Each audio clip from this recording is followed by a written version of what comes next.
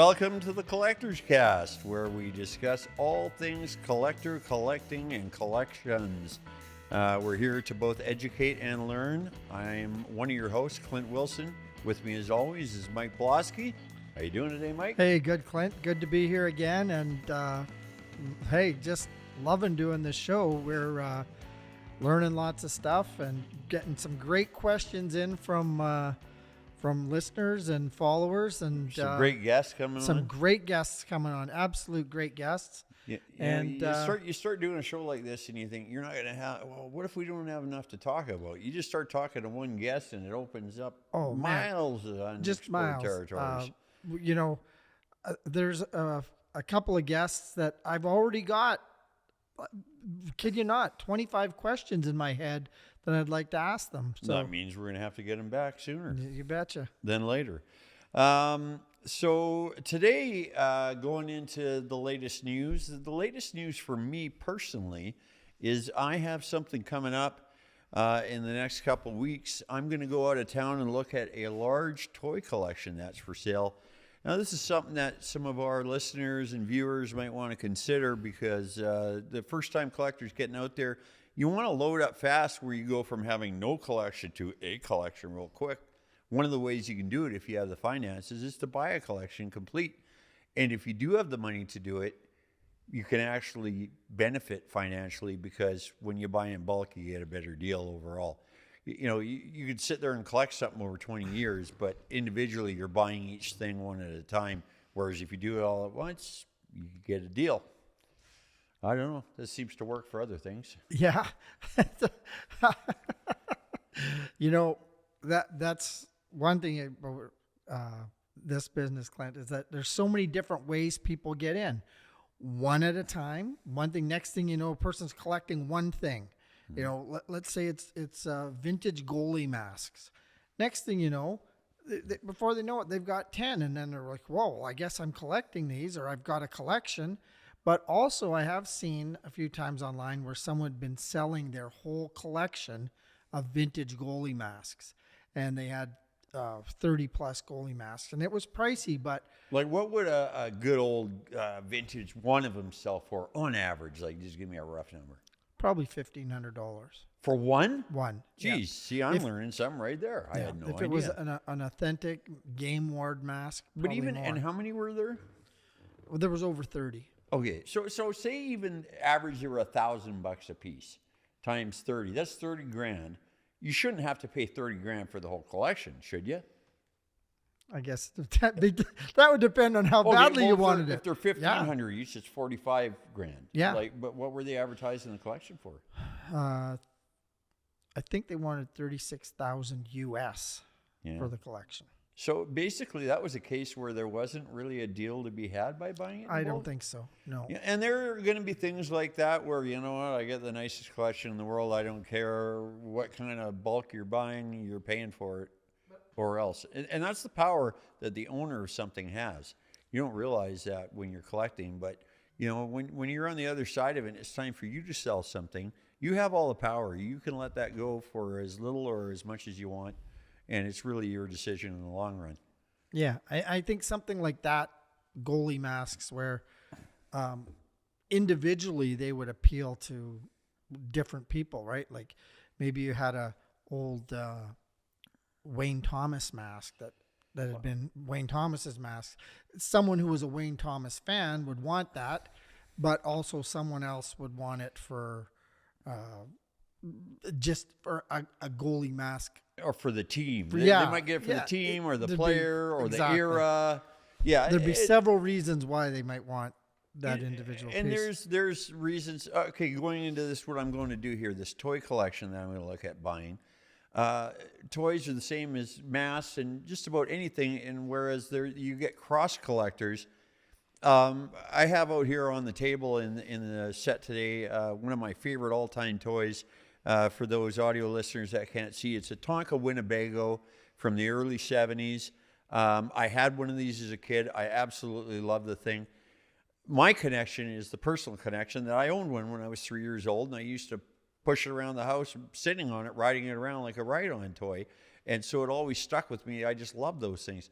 Now, other people will collect it because they collect toy campers. I've seen that a lot, where guys just buy campers, motorhomes, camping trailers in toy version. We also have other guys that are, or gals that are pure Tonka collectors. They just want everything Tonka, doesn't matter what.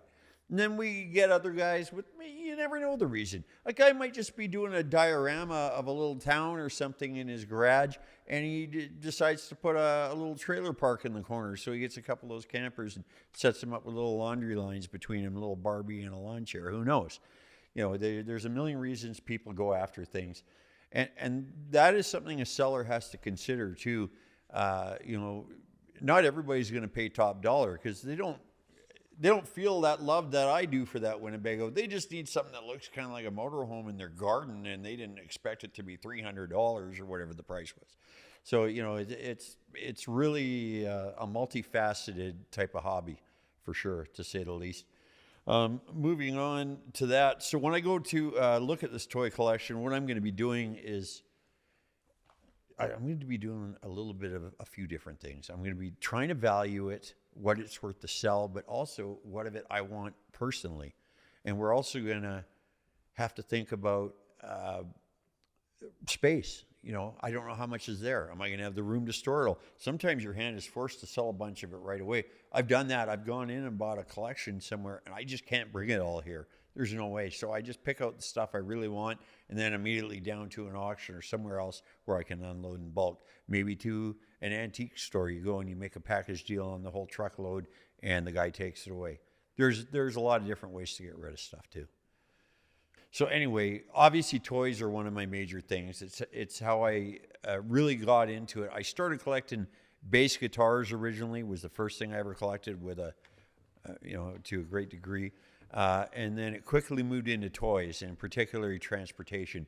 Toy cars, toy trucks, toy motorhomes, Tonkas, Hot Wheels, die-cast, pressed steel. It's really expanded into a lot of different areas.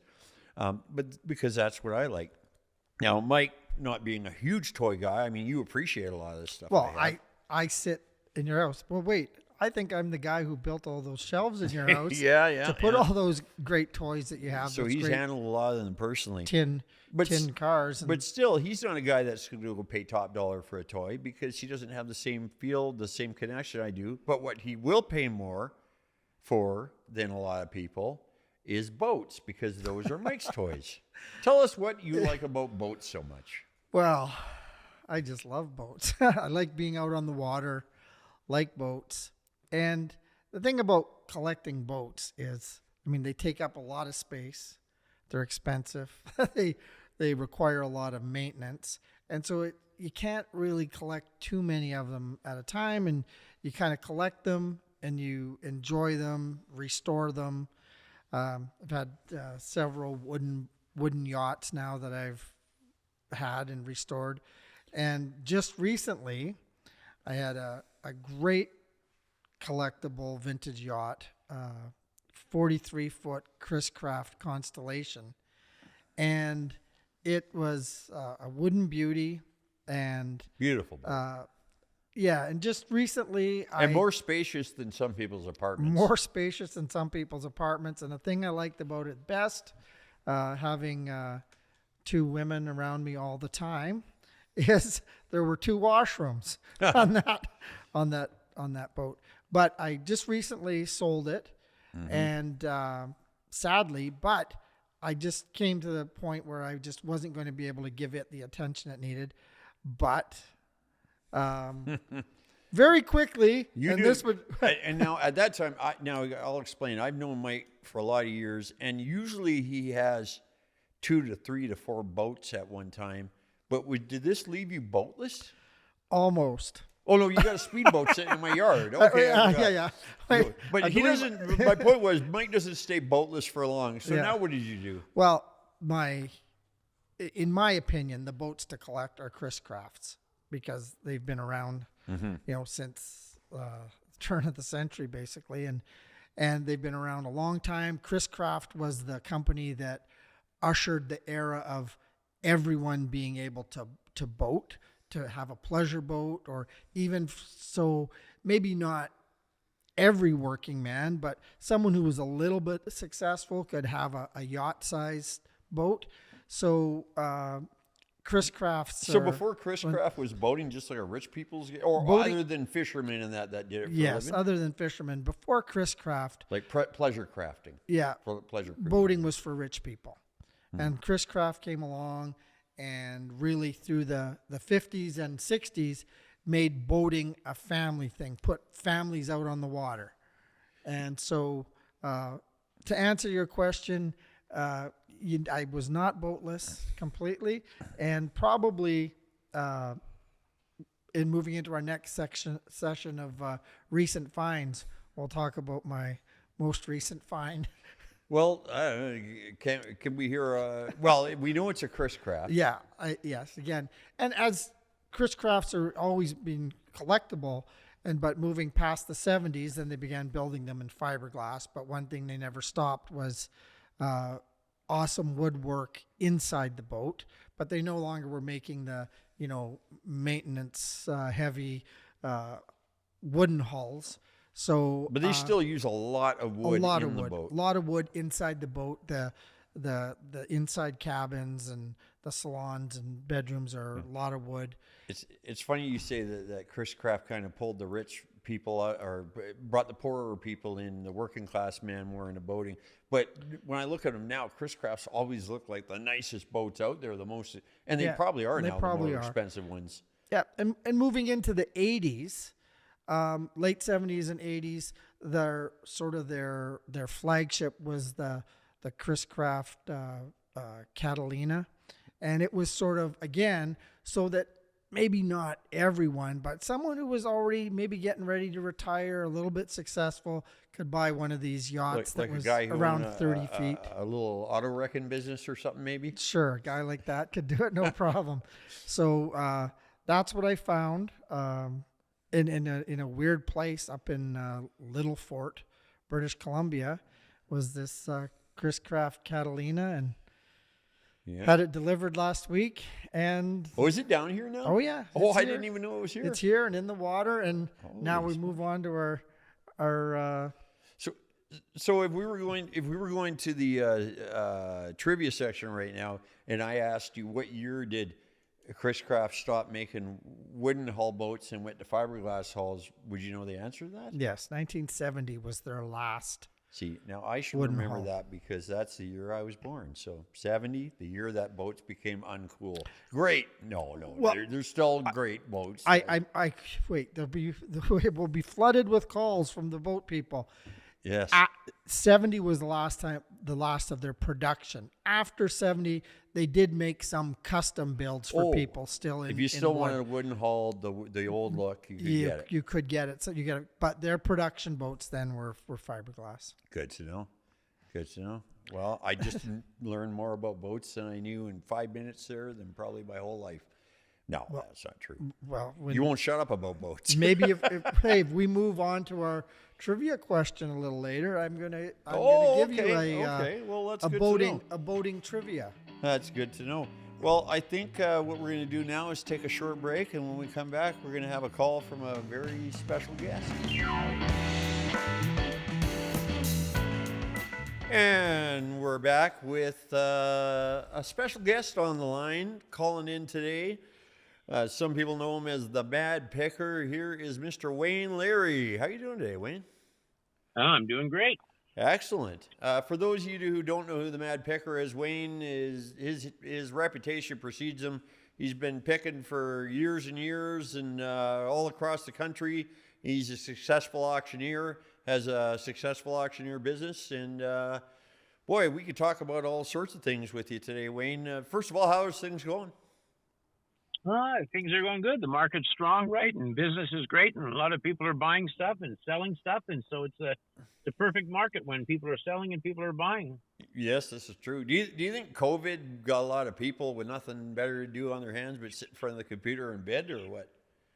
Well, it's for sure. COVID changed the market probably, I'd say, 30-40% in favor of the online business, because the restrictions in no stores being open and they can't go out, or they're afraid to go out, and then it becomes comfortable on your couch. And watch the auction, and then it's shipped right to your door. So a lot of people did change, and they started buying online. And with the shortage of stores opening up because of COVID, then there was less places to shop, so people started shopping online, just the same as Amazon. It becomes a convenience, and they got used to it, and it's made the online business extremely strong, actually to the point that probably when it's all settled, like now the masks are coming off, that I would say probably 90% of all auction companies across Canada are not going to go back to live auctions. They're going to stay with the online. I've heard that from a few other people too, that they're just going to get rid of the live presence altogether. Well, let's face it, it's an expensive endeavor to have all that extra parking and real estate and room for people.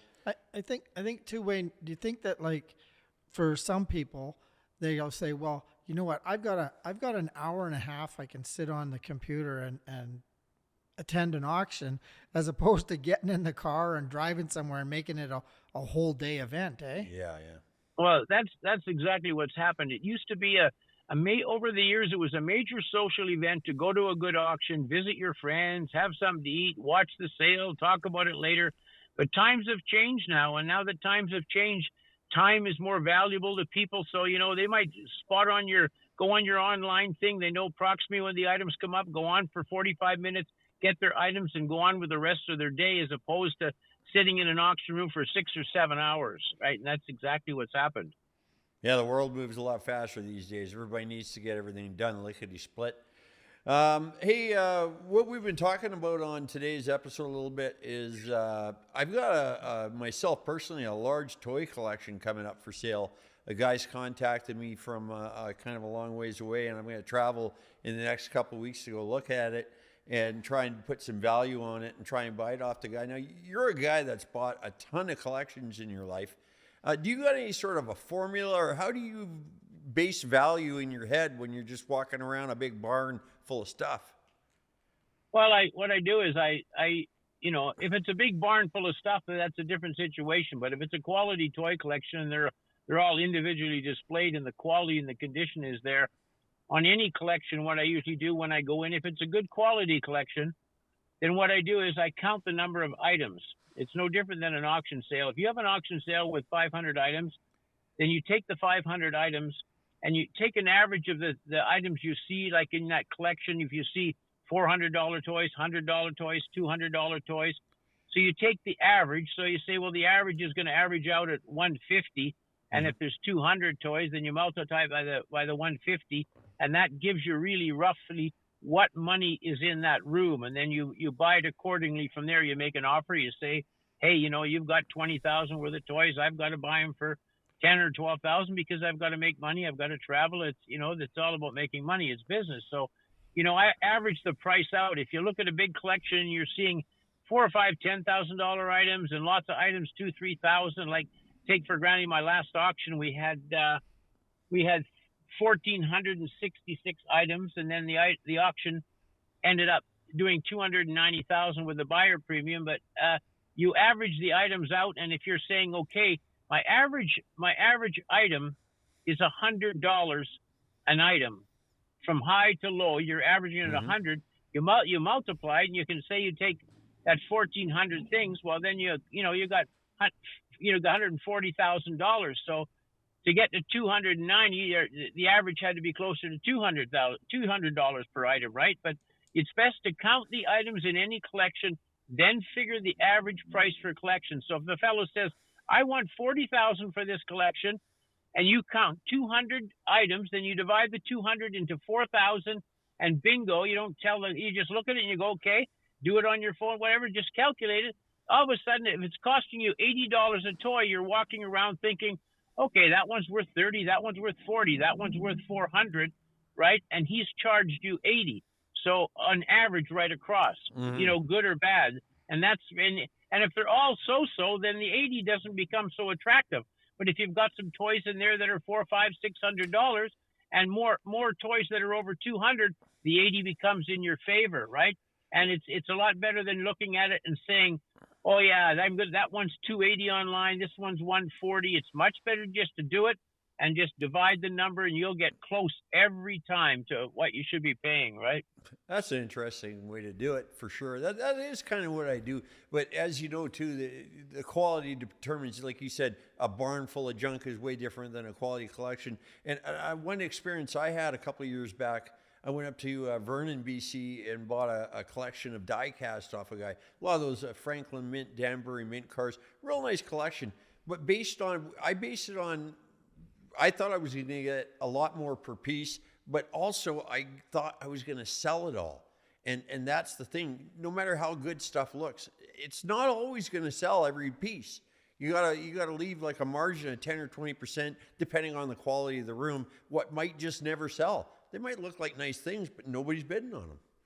Well, if once you figure out the value of the stuff, if you've got it figured out in your head, what's not as nice, and you're doing the auction thing, then what you just do in that, you take a strong Franklin Mint car and you put the weak one with it. So on some stuff, you pair the stuff up, and then that way the other one sells with it. I don't know what you get extra, but it goes away and you're not stuck with it in the end. It's one of the solutions of the auction business. Put a few things together.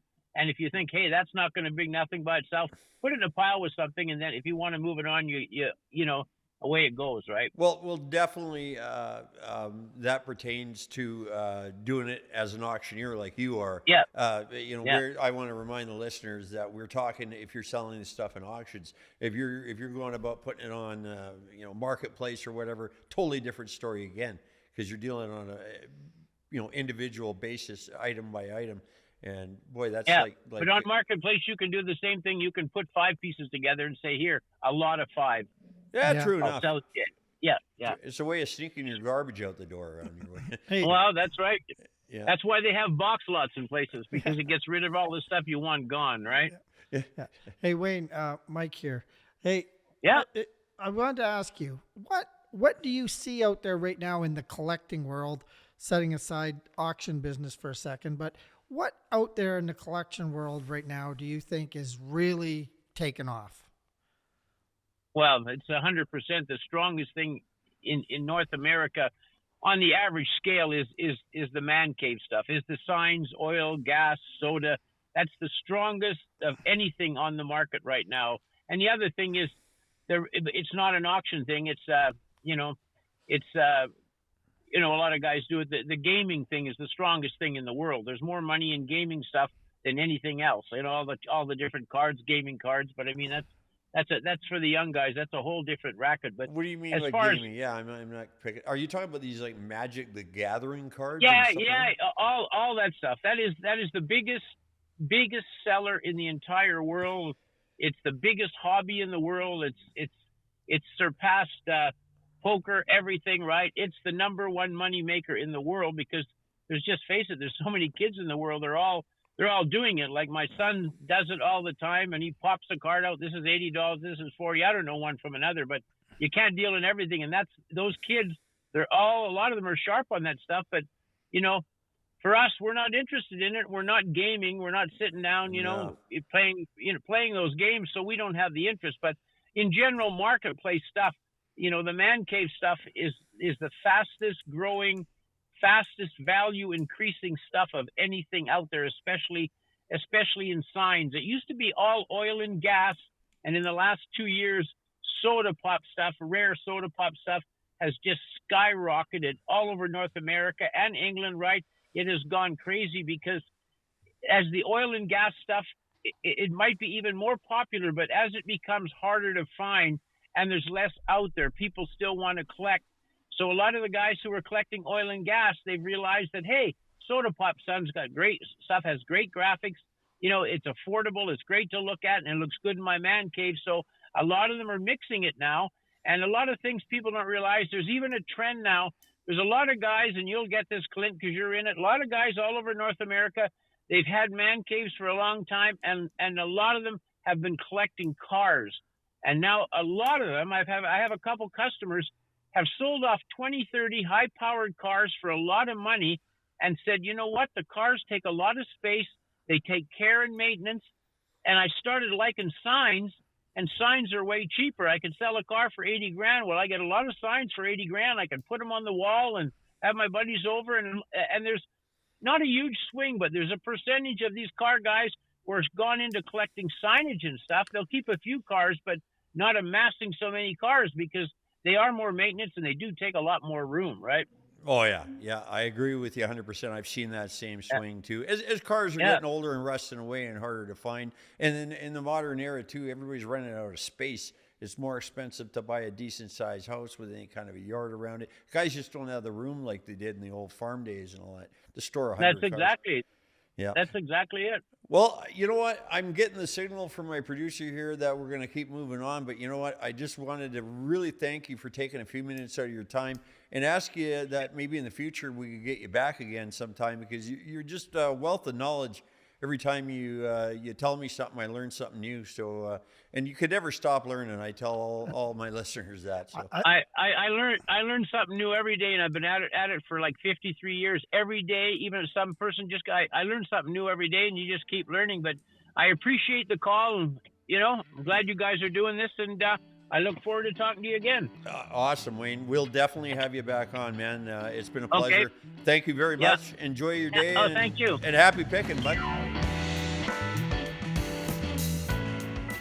And we're back. And that brings us to one of my favorite segments, and that is the listener questions.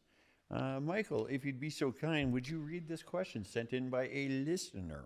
Okay, well, today's question comes from Stephen Rothweller from Wisconsin. Stephen says, "Hey guys, I'm excited about your show." Well, thanks a lot, Thanks, Stephen. Stephen. We are too. But I've been struggling with my own collection. I don't live in the middle of nowhere, but it's hard to find local spots and people who are selling the type of collectibles I'm interested in. How can I solve this problem? The internet is a big place, and it's hard to know what I should be looking for. Do I just need to travel? Thanks in advance for answering my question. Well, I would say the short answer to that is, yeah, kind of at first. If you can't find anything in your local area, I mean, it depends on how much you're willing to spend educating yourself. Because you can sit at home and buy things you like online and then get disappointed when they come and they're not what you thought they were. Or you can go out and travel and spend the money traveling into places that have big flea markets or big antique malls, and spend your money getting there and then pick out the stuff in person you want and buy it right then and there. And that way you can weed out the stuff you don't actually want. So it's probably a little bit of 6 to 1, half dozen of the other. But once you do know the product really well, like me, I can spot something online. I bought lots of things without ever seeing anything more than a picture. And I only do it with confidence now because I've done it so much. And I can usually, I'm buying something I know what it's supposed to look like. If it doesn't look right, I don't buy it. But you're only really going to get that education by having your hands on the stuff, tangibly holding it, looking at it, feeling it, getting to know it. Yeah. So buying online, you're going to get some disappointments, but if you're kind of away from major centers, it might be your only option too. And like, I know for myself, Stephen, if I'm interested in, let's say, vintage Western horse tack, saddles, bridles, Which bits, people do collect. That's another people thing people collect like a crazy. lot. I don't, but people then do. I'm more apt to want to go into the interior of BC, up into the Chilcotin, or go into Alberta, where I know, that stuff is going to be, there's going to be stuff like that at flea markets or at secondhand stores, or that. And also same thing. If I'm looking for nautical stuff, I'm, going to gravitate toward the coast because there's just more of that stuff there. So Very good point. Very good point. at some point you just might have to travel, know, and Well, especially, like you say, when you get into the specifics, nautical is going to be near the coast. Tack is going to be near a lot of farms and ranches. You're not going to find vintage surfing stuff in Idaho. yeah, exactly. You're going to have to go to California. Yeah. And so you just, you might to get your hands on stuff and see it in the flesh. If your deal is vintage surfboards and that's what you love and live, even if you're in the middle of Nebraska, at some point you're just going to have to make a trip to California and look at stuff in person, because let's face it, you're just living in the wrong part of the world for what you like. You know, you're not going to collect vintage Fiats in Australia. You're going to have to go to Italy or someplace where they drove a lot of Fiats. I don't know. Yeah, I'm shooting from the hip here. But that's a great question. Stephen, I could just help you with some fatherly advice. Okay. Myself, I love the ocean, and I love boats, and I love surfing.